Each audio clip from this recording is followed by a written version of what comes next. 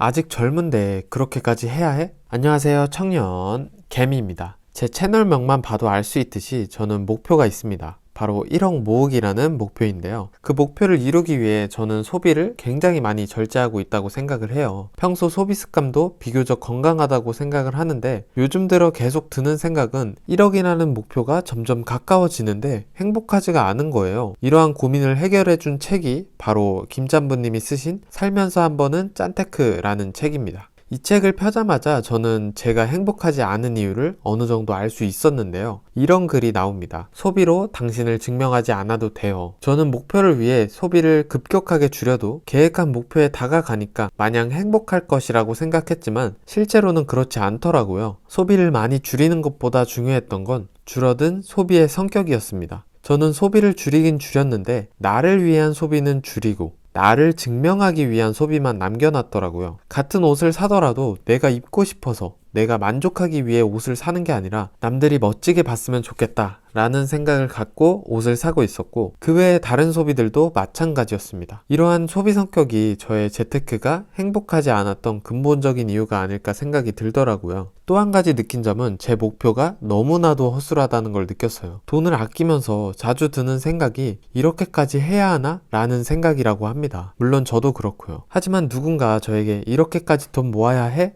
라고 묻는다면 저는 전혀 할 말이 없습니다. 저에게는 1억을 모은다는 가짜 목표밖에 없으니까요. 그렇게까지 해야 해? 당연하지. 난 반드시 1억 모아야 해. 근데 1억 모아서 뭐하게?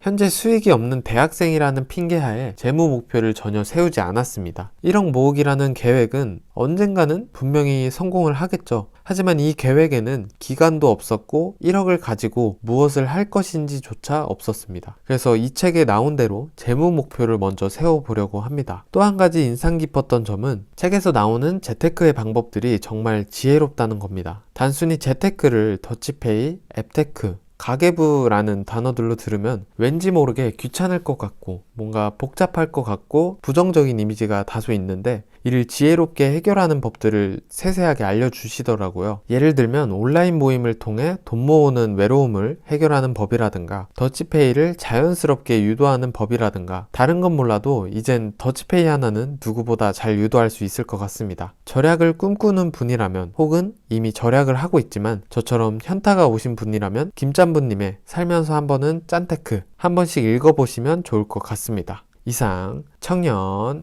개미였습니다.